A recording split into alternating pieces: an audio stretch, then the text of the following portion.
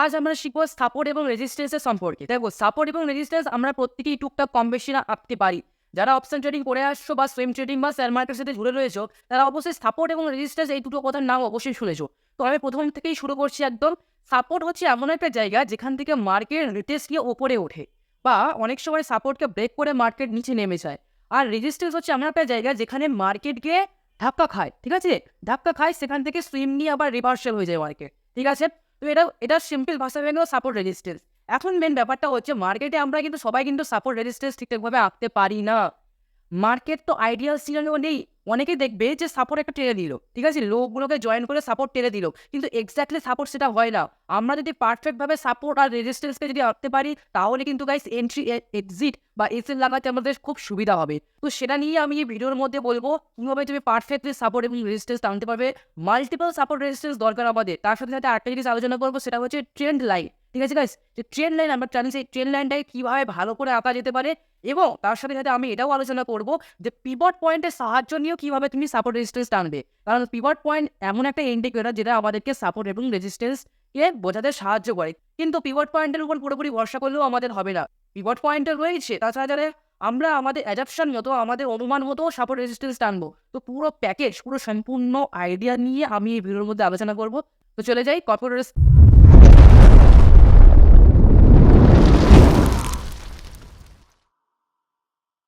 তো আমরা guys Nifty ফিফটির 1 মিনিটের ক্যান্ডেলস্টিকের চার্ট খুলে নিয়েছি। এখন যদি আমরা সাপোর্ট এবং রেজিস্ট্যান্স টানি, তাহলে আমরা এখান থেকে মার্কেটকে প্রেডিক্ট করতে পারবো। দেখো, অলরেডি তো মার্কেট হয়ে গেছে, তারপর তো আমি অ্যানালাইসিস করছি। দেখো, যদি এখান থেকে যদি আমরা একটা লাইন টানি এরকমভাবে, ভালো করে দেখো, এইভাবে যদি একটা লাইন টানি, এটা হয়ে গেল সাপোর্ট আর উপরেরটা হয়ে গেল রেজিস্ট্যান্স। দেখো, যদি এইভাবে একটা মার্কেট টানি, এইভাবে যদি লাইন টানি আমরা, ঠিক আছে?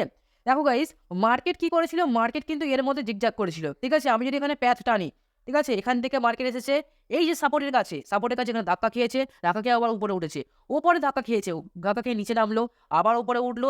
এবার দেখো গাইস, উপরে উঠে কিন্তু রেজিস্ট্যান্সে কিন্তু ব্রেক করে দিয়েছে, ঠিক আছে? হালকা করে একটা ক্যান্ডেল দেখতে পাচ্ছ তোমরা, ব্রেক করে দিয়ে আবার কিন্তু নিচে নেমে এসেছে, কিন্তু এখন পুরোপুরি সাপোর্টের কাছে আসেনি। এটাই ইন্ডিকেশন দেখাচ্ছে, কিন্তু আমি পরে পরে প্রতি জিনিস ভেঙে ভেঙে বলবো। সাপোর্ট রেজিস্ট্যান্সের সাথে সাথে ওর মধ্যে যে সমস্ত কার্যকলাপগুলো হয় সেগুলো ভেঙে বলবো। তো ভিডিওর শেষ পর্যন্ত থাকো গাইস। ভিডিওটা হয়তো একটু লং হতে পারে, কিন্তু এর মধ্যে তোমরা অনেক কিছু শিখে নেবে। যারা অলরেডি ট্রেডিং করছো, যারা সাপোর্ট রেজিস্ট্যান্স টানতে জানো, তাদের ক্ষেত্রেও বলছি গাইস, ভিডিওটা খুব ইম্পর্টেন্ট হতে চলেছে। দেখো গাইস, এখান থেকে রিটেস্ট নিয়ে উপরে উঠেছে, তারপর আবার বড় ফল হয়ে নিচে নেমেছে, কিন্তু এখানে ধাক্কা খেয়ে আর কিন্তু নিচে নামেনি, এখান থেকে পুরো লম্বা উপরে উঠে গেছে, ঠিক আছে? তো এখান থেকে আমরা দুটো জিনিস বুঝতে পারছি গাইস। মার্কেট ও পুলিশ সাইডের সিগন্যাল কিন্তু প্রথমেই দিয়ে দিয়েছে, কারণ যদি এই জায়গা থেকে রিটেস্ট নিয়ে উপরে যদি না উঠতো, তাহলে কিন্তু এখান থেকে এত বড় উপরে উঠতে পারতো না। কেন বলছি, দেখো, মার্কেটকে যদি নিচে নামার হতো না গাইস, তাহলে মার্কেট কিন্তু এই পর্যন্ত আসতো। এখানে দেখা, এটাকে বলা হয় ট্রিপল টপ, ঠিক আছে? একটা, দুটো, তিনটে, তিনবার মার্কেট এখানে অলরেডি সাপোর্ট নিয়ে নিয়েছে। সুতরাং সাপোর্টটা কিন্তু স্ট্রং হয়ে গেছে, আর রেজিস্ট্যান্সটা কিন্তু উইক হয়ে গেছে। দেখো গাইস, মার্কেট কি করেছে, আমি যদি আরো ভালো করে এটাকে যদি আঁকি, ড্র করি, যে মার্কেট এখান থেকে এই পর্যন্ত উঠেছিল, উঠে এই রেজিস্ট্যান্সের উপরে কিন্তু আবার কিন্তু কি করেছে, রেজিস্ট্যান্সের উপর কিন্তু আবার ও রিটেস্ট নিয়েছে, এটাকে বলা হয় রিটেস্ট নেওয়া। এই রেজিস্ট্যান্সের উপর আবার ও কিন্তু সাপোর্ট নিল। এই রেজিস্ট্যান্স নেই, এই রেজিস্ট্যান্সটা কিন্তু এখন সাপোর্ট হয়ে গেছে, ঠিক আছে গাইস? এই রেজিস্ট্যান্সের উপর ও সাপোর্ট নিল, নিয়ে আবার এখান থেকে উপরে উঠলো। আগে কি হতো গাইস, যখন, সরি, হ্যাঁ, যখন গাইস মার্কেট মানে আগে আগে অত ভলাটিলিটি ছিল না। মার্কেট কি হতো, আগে কি হতো গাইস, মনে করো এটা একটা রেজিস্ট্যান্স, ঠিক আছে?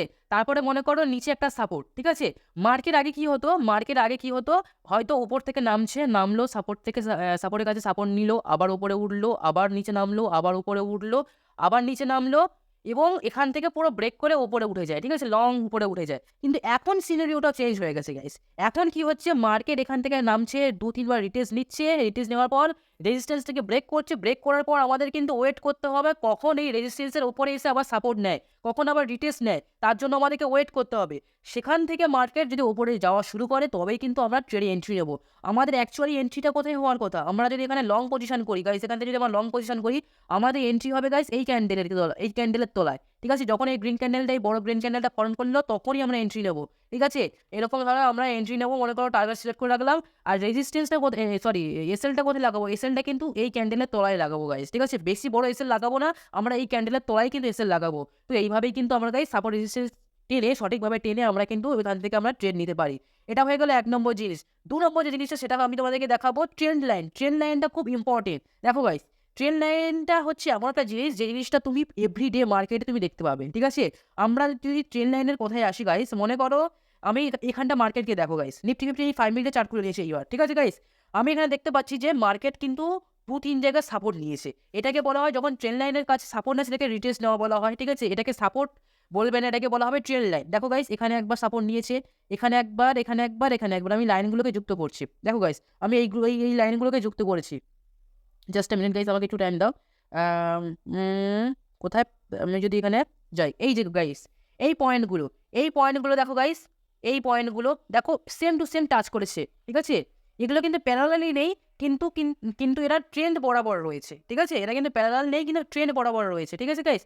কিন্তু দেখো গাইস, আমরা এখানে দেখতে পাচ্ছি যে এই যে ট্রেন্ড লাইনের কাছে মার্কেট বারবার সাপোর্ট নিয়েছে, কিন্তু এরা কিন্তু নিচে একটাও ব্রেক করেনি। ভালো করে অবজার্ভ করো গাইস, ভালো করে অবজার্ভ করো। আমরা এখান থেকে দেখতে পাচ্ছি, গাইস, এখান থেকে মার্কেট নিচে পড়েছে। এই যে ট্রেন লাইনের কাছে সাপোর্ট নিল, খুব ভালো কথা, কিন্তু ওঠেনি। আবার সাপোর্ট নিল এখানটায় এসে, আবার উঠলো, আবার নামলো, এখান থেকে কিন্তু লং উঠলো। ওঠার পর মার্কেট কিন্তু এখান থেকে পুরো নিচের দিকে ফল হয়ে গেল, ঠিক আছে? এবং আমাদেরকে এন্ট্রি কখন কোথায় নিতে হবে? ট্রেন লাইন ব্রেকে আমাদের এন্ট্রি নিতে হবে গাইস, ঠিক আছে? সরি, মার্কেট তারপর লং গেছে নিচের দিকে। ট্রেন লাইন ব্রেকে দেখো গাইস, ট্রেন লাইন ব্রেক, এই যে ট্রেন লাইন এখান থেকে ব্রেক করেছে, এই যে গ্রিন ক্যান্ডেল যেটা ফর্ম করেছে, আর এখানটা EMI 7 আর EMA 21 এর ক্রস সেকশন ঘটে গেছে। অনেক সময় কি হয়, মার্কেট ট্রেন লাইনের কাছে সাপোর্ট নেয়, আবার অনেক অনেক সময় সাপোর্ট নেয় না। আমি যদি আরো ক্লিয়ার করে দেখাই গাইস, মনে করো কোনো একটা ট্রেন লাইন, আগে কি হতো, আমি আইডিয়াল সিনারিও বলবো, এবং আগে কি হতো এবং এখন কি হতো পুরো কম্পারিজন করে তোমাদেরকে দেখাবো। আগে কি হতো, আগে এই জিনিসটা হতো, ঠিক আছে? মার্কেট, আমি 1 মিনিট গাইজ দেখাচ্ছি। আগে এইভাবে হতো, এরকম মার্কেট এখানে সাপোর্ট নিচ্ছে, আবার উঠছে, আবার সাপোর্ট নিচ্ছে, আবার উঠছে, আবার এরকমভাবে লংভাবে করে পড়ে যাচ্ছে, ঠিক আছে? কিন্তু এখন যে জিনিসটা হয়, এখন কি হয় গাইজ, এখন যে জিনিসটা হয় সেটা হচ্ছে গাইজ, মার্কেট আরেকবার দেখাচ্ছি গাইজ, এখন যে জিনিসটা হয় সেটা হচ্ছে মার্কেট এখান থেকে সাপোর্ট নিল, আবার উপরে উঠলো, আবার সাপোর্ট নিল, আবার উঠলো, আবার সাপোর্ট, আবার উপরে উঠলো, আবার এখান থেকে ফল হলো। ফল হয়ে কিন্তু এই ট্রেন লাইনের কাছে গিয়ে আবার রিটেস্ট নেবে, ঠিক আছে? এই ট্রেন লাইনের কাছে গিয়ে আবার ধাক্কা খাবে, ধাক্কা খাবার পর আবার নিচে নামবে, ঠিক আছে গাইস? তো আমি যদি এটা কালারটাকে চেঞ্জ করি, তোমরা ভালোভাবে দেখতে পাবে গাইস। এটাকে যদি আমরা ব্ল্যাক করে দিই, দেখতে পাচ্ছ গাইস, এই যে ব্ল্যাক যে লাইনটা, এটা এখনকার সিনারিও, এখন এই জিনিসটা হয়। তোমরা ভালো করে অবজার্ভ করলে দেখতে পাবে যে যে সিনারিওটা আমি এখনকার যে দিনে, সেটা হচ্ছে এই মার্কেটে ফলো হয়েছে। দেখো গাইস, মার্কেট ব্রেক করেছে, এই যে রেড ক্যান্ডেলটা ব্রেক করে গেছে, ব্রেক করার পরে যে গ্রিন ক্যান্ডেল যেটা ফর্ম হয়েছে না, এই গ্রিন ক্যান্ডেলটা হচ্ছে রিটেস্ট, ঠিক আছে? এই যে গ্রিন ক্যান্ডেল ফল হলো, ফল হয়ে যে গ্রিন ক্যান্ডেলটা, এটা হচ্ছে রিটেস্ট নেওয়া। এটা 5 মিনিটে বলে মনে হচ্ছে একটা ক্যান্ডেল, কিন্তু তুমি যদি 1 মিনিটে দেখতে এবং 1 মিনিটে যদি স্ক্যাল্পিং করে, তাহলে বুঝতে পারতে এখানে অনেক সময় ধরে 5 মিনিট ধরে এখানে ও রিটেস্ট নিয়েছে, তারপর এখান থেকে ও ফল হয়েছে, তারপরে কত বড় ফল হয়েছে। সুতরাং মার্কেটে এইভাবে ট্রেন লাইনের সাহায্য নিয়ে কিন্তু আমরা ট্রেডিং করে থাকি, ঠিক আছে গাইস? তো সাপোর্ট রেজিস্ট্যান্সের আইডিয়াল সিনারিও এবং আইডিয়াল যে ট্রেন লাইনের যে সিনারিও, সেটা হয়ে গেল।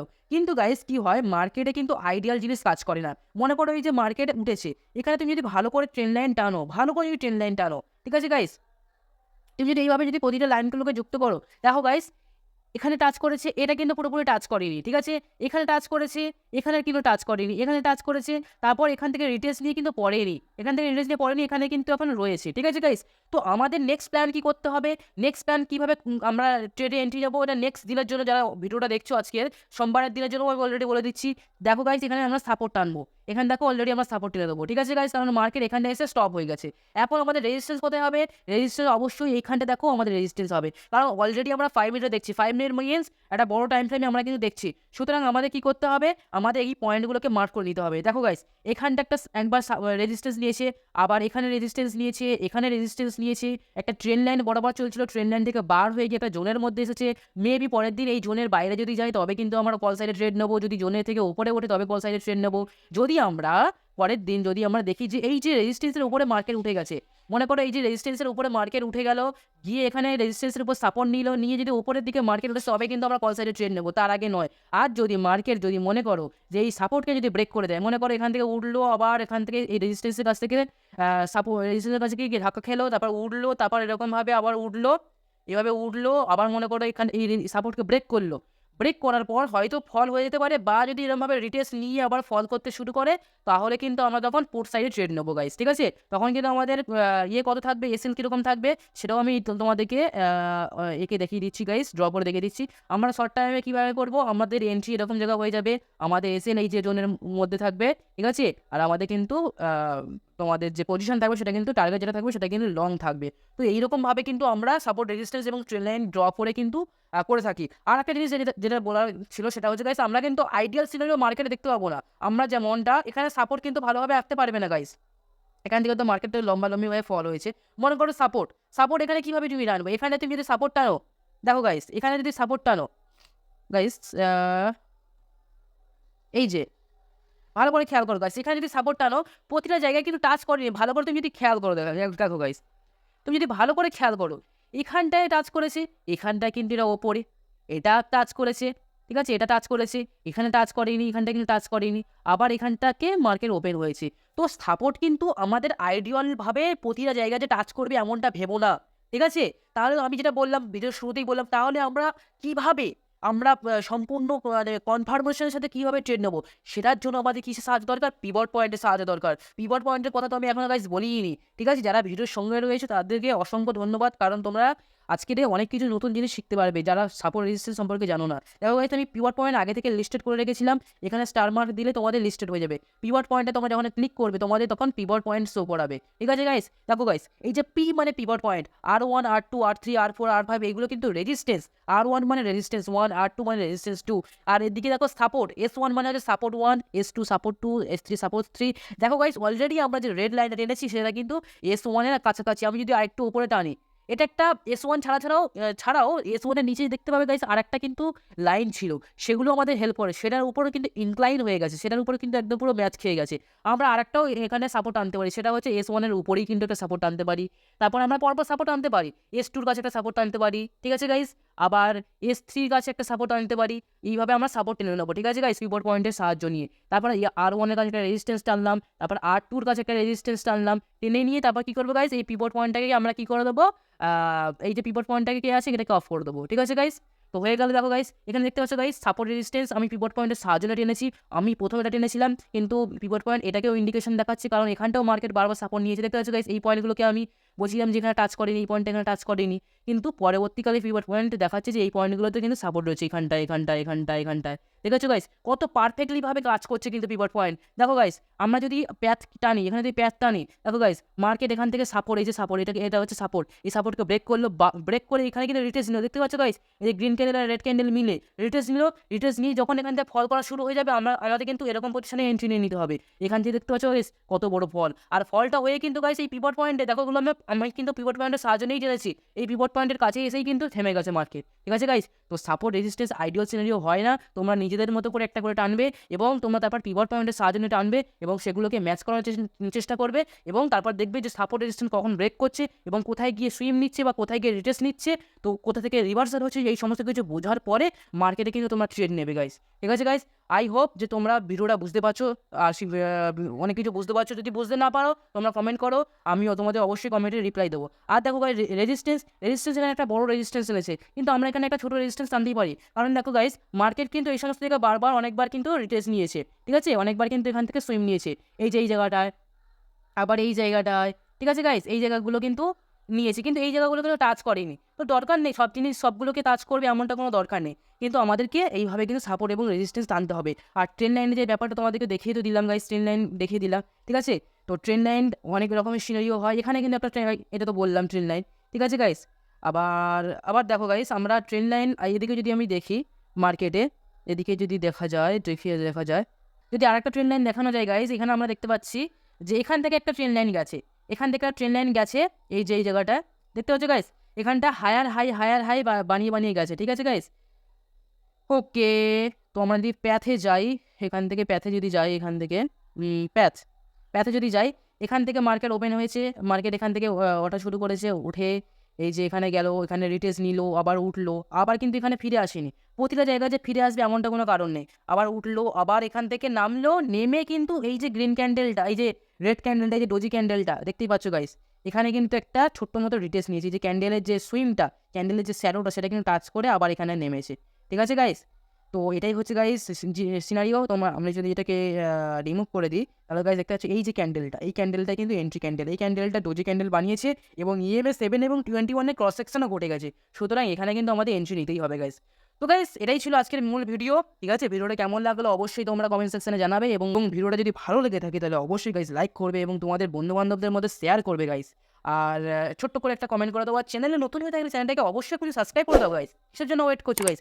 বাংলায় একমাত্র প্রথম বাংলা ভাষায় ট্রেডিংয়ের চ্যানেল, যেখানে সম্পূর্ণভাবে লাইভ ট্রেডিং করে দেখানো হয় এবং সমস্ত কিছু রেজিস্ট্যান্স, সমস্ত কিছু সাপোর্ট রেজিস্ট্যান্স যা কিছু রয়েছে আমি প্রতিদিন ডিসকাস করি। আমার চ্যানেলের সাথে যুক্ত থাকো গাইস। তো অবশেষে বলবো ভিডিওটা শেষ পর্যন্ত দেখার জন্য অসংখ্য ধন্যবাদ। তো thank you so much guys, good by.